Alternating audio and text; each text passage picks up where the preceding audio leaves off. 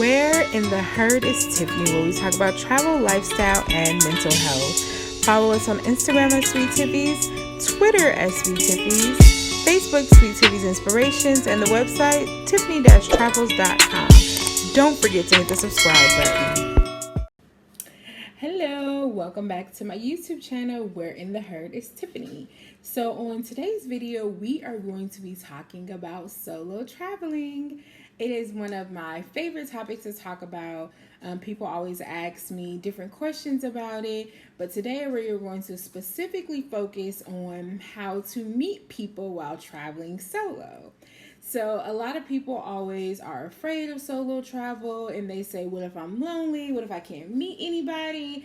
I don't like to eat by myself. I don't like to sit by myself. That's going to be super, super boring. Well, I am here to dispel the myth that you do not meet people while traveling solo. So to be quite honest, I actually meet more people when I'm traveling solo because, of course, if you guess, when I'm traveling with my friends and my family, like I'm sticking with them, I don't get a chance to venture out. And I'll say a good example of that is like literally me walking down the street in Mexico, Tulum, Mexico to be exact. And so as I'm walking down the street, somebody was like, "Hey, black girl," and I'm like, "Who is this?" And so I turn around and this guy and his two friends were there.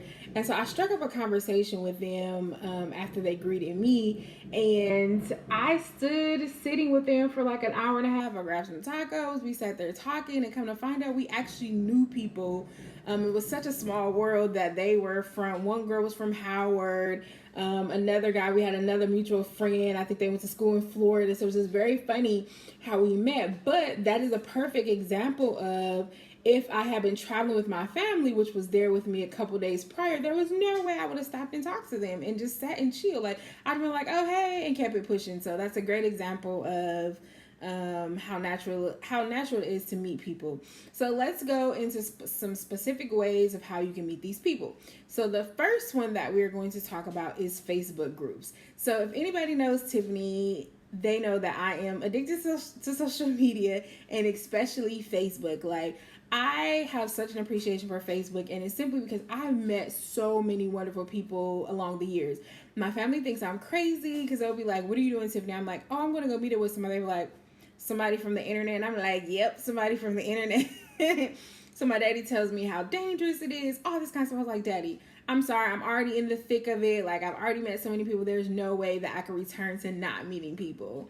So I Facebook groups. I'm in a lot of Black travel groups, and basically I just literally say, "Hey, today I'm going to Los Angeles, California. Is there anybody that wants to meet up? I'm going to be there this day, this time. Let's go out to."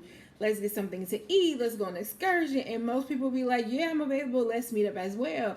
A prime example of that is when I was going to Thailand years ago. I met up with Stephanie Perry, and I'm like, "Hey, let's hang out." And we ended up being accountability partners like years later after that. So you never know what connections that you can make from different Facebook groups. So literally just search up travel groups, and you should basically get somebody that's willing to meet up with you. Or if they can't meet up with you, they'll say, "Hey, I know somebody else in the neighborhood that may be willing to do the same." Our number two is Instagram. So Instagram, we know, is for pictures and for photos, posing for the gram, different things like that, but it's also very useful in other ways. So what you do is go on Instagram, and in the search bar, type in where you're going. So if you are going to Texas, type in Houston, Texas, and it'll pop up with people in that location. And you can literally message them like, "Hey, I'm coming to your town. What can we do? Can we meet up?" It's super, super easy. Send about 10 messages, because out of those 10, you'll probably get one or maybe, two that will say, "Hey, I can actually meet up with you." Our number three is tours. Let's take a tour. So there is, in some countries or cities, there is what you have free walking tours. Literally, you don't have to pay anything to join the tour, but it is advised that you give a tip after the tour. But anyway, there's a lot of people that's looking to see the city. It's a great way to meet up with other people that are solo traveling, to see the city, not one, and then also meet these different people. I've met people that way as well. Another way is do the paid tour. So, for example, I took a paid tour in Cartagena, Colombia when I was solo. And when I got into the van, because they picked me up at the airport, like I just thought that this group was like family or friends. They seemed to be laughing. They seemed to be having a good time. They were talking about some memories that happened the day before. And when I delved a little bit deeper, all of them were solo travelers and they had met on a tour before and decided to continue hanging out the rest of the time they were in Cartagena. So that is a great way to do that. And then that's one of the girls in that van. We end up hanging out for I think 3 more nights after that. Going salsa dancing, going to eat, and we were both celebrating our birthdays, so it's actually perfect. And so that is a great way to meet up with people. One tour, and then you probably will continue hanging out with them some other nights if you're there as well. Okay, our next one, number 4, is join specific expat groups for the place that you're going. For example, there is a group called Black Expats in Colombia. And so when I was there several years ago, I was like, hey, anybody willing to meet up? And so I actually went to 2 expat events.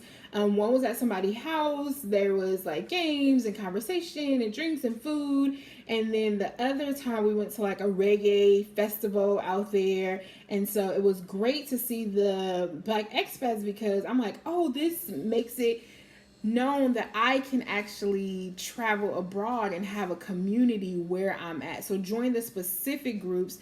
There's also like Black in Tulum. When I went solo to Mexico, like I was with people every single day. And from meeting up at a rooftop bar, I think we went on a yacht together. We went sightseeing together. So one meetup can result in multiple meetups for the rest of the time that you're there.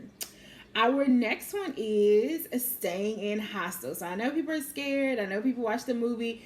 Oh my God, y'all kill me when y'all say, I can't go to a hostel because I watched the movie. Get it together, y'all. It was just a movie. I watched the movie too, and I don't even like scary movies.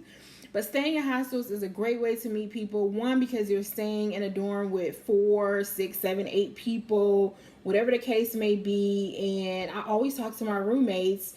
If they're talkative, like, hey, how are you doing? Where are you from? How's it going? And then so usually sometimes they'll have been there before me so they can give me tips on what to do. So when I was in Mexico, somebody was like, hey, take the bus here, do this, do that.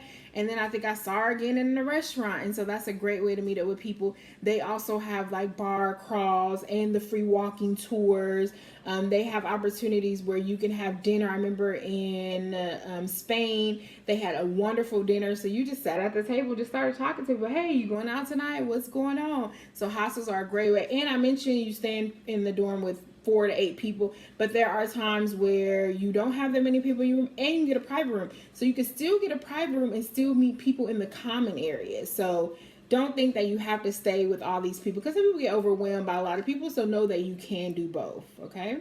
Our next one is using apps. So we know our phone, we have all these apps on our phone. So a good one is Tinder. So Tinder, basically you're searching or you're at the location that you're at and you're asking somebody to meet up with you. And it doesn't always have to be like sexual or relationship. It's a friend. Like I want to meet up with somebody from the city because they usually know where the good spots to eat at, the places where everybody hanging out at. So Tinder is a great way to do that. There's also Bumble. Bumble has 2 features. Bumble has the friend feature and Bumble also has the relationship feature. So however you want to rock this out, you are able to do that. You're able to do that, and I think it's a great way to meet up and see the city. And there's also something called couch surfing. So couch surfing is another app that's been out for years now. And so couch surfing is literally, hey, somebody's sharing their couch. So let's say I'm in Los Angeles, and although I am on couch surfing, I've never actually hosted anybody, but I've definitely hosted people like, hey, you can come stay on my couch. So that's the purpose of couch surfing, is to help each other out, but also get to know people while you're in that particular space. So our next one is just talk to people. Like it is so easy to talk to people, say, hey, how are you doing? Spark up the conversation. I literally was sitting in a Tulum one day and I was at this restaurant, but I was on the phone just minding my own business. And this girl who's from Mexico, she was like, hey, are you alone? And I'm like, yeah. And at first I was kind of like, well, don't you see me on the phone? I kind of want to just be on the phone. And I was like, let let me be in the moment. And she was like, hey, can I sit with you? And I'm like, sure, let's sit here. I think she had a beer, I had dinner, and we just talked. And she was able to help me get to my hostel because I didn't know, so she looked it up on her phone. So little simple conversations like that. So sometimes you don't even need to reach out to people. Sometimes literally people gravitate towards you if you're sitting alone. So just be approachable, like smile or just kind of, just so that people are not afraid to approach you. And she clearly wasn't. So I commend her for even reaching out to me. And she lives there. So it's not like she needed to be with somebody. But I want to say that she had just gotten off work. She wanted to relax. And it was raining a bit. So I don't know if she kind of wanted to wait to go to her house or whatever the case is. Another good way to meet people is meeting locals. So let's say you're at a restaurant, let's say you're at a bar and you're talking to the bartender. You're like, hey, how's it going? What is there to do? Do you know if there's anywhere to hang out? Do you know if there's any tours? And so these people will give you the best advice because they're there. And you always got to be careful who you trust, but I feel like maybe they're trustworthy because like they know the location or different things like that. I remember in Colombia before we met somebody on the beach and we were like, he was hanging out with his family. So I felt like I trusted him maybe because he was hanging out with his family. And so later on that night, we're like, okay, you can meet back up with us. And so we went out like live dancing. So stuff like that. We didn't know about the live dancing if you wouldn't have told us about it. So definitely make sure you're meeting the locals. They're some of the funnest people to hang out with. Obviously, always be cautious. If you get little spidey, tinkly fingers and you feel like something is not right, don't go for it. But if you feel like okay, then I say go for it. Another great way to do it is when you're talking to people. So a lot of people say, well, what exactly do I say? Like, I don't even know what to say. How do I start the conversation? So a great way to start the conversation is, how long have you been traveling? Where are you from? Where are you going? And I guarantee you those starter questions will begin a conversation. And then if they've been to Thailand, they've been to, you're like, hey, I've been to Thailand, I've been to Mexico. So those are some great ways to make sure that to get the conversation going. And I would just say, don't be afraid. Like, this is your time to have fun. And although solo traveling is fun, sometimes it's always better with other people. And you never know the connections that you're going to sustain afterwards, okay? Some people, you may only literally see them one time. Other people, you may continue the conversation. Other people, you say, hey, we met up in Spain. Now let's meet up in Colombia. Let's meet up in Africa. So you never know where these relationships can come from. And it's literally simply from meeting someone abroad. Like I said, vet the conversations. I would say make sure, like, if I'm going out, I'll say, for example, when I was in Spain, I was meeting a guy from a Facebook group. And so what I did was I said, hey, I called my mom, even though she was, obviously in the States. And I said, hey, Mom, I just want to let you know I'm hanging out with this guy tonight. We're going to go out and get something to eat. But if anything go down, this is, my last person that I was in contact with.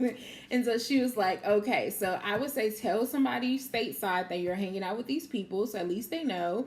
I would also say, if you're staying at a hostel, if you're staying at a hotel, tell the people that are there, tell the front desk, say, hey, I'm Tiffany and I'm hanging out with this person. Here's the information.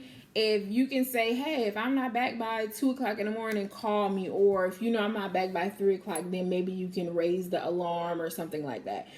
So basically tell multiple people where you're at. I think on your phone, there's a locate your person. Or I think if you're doing like an Uber, you can send people your Uber location. So I definitely say make sure you tell somebody before going out. The hope is that you will come back safely, but you just want to put those measures in place.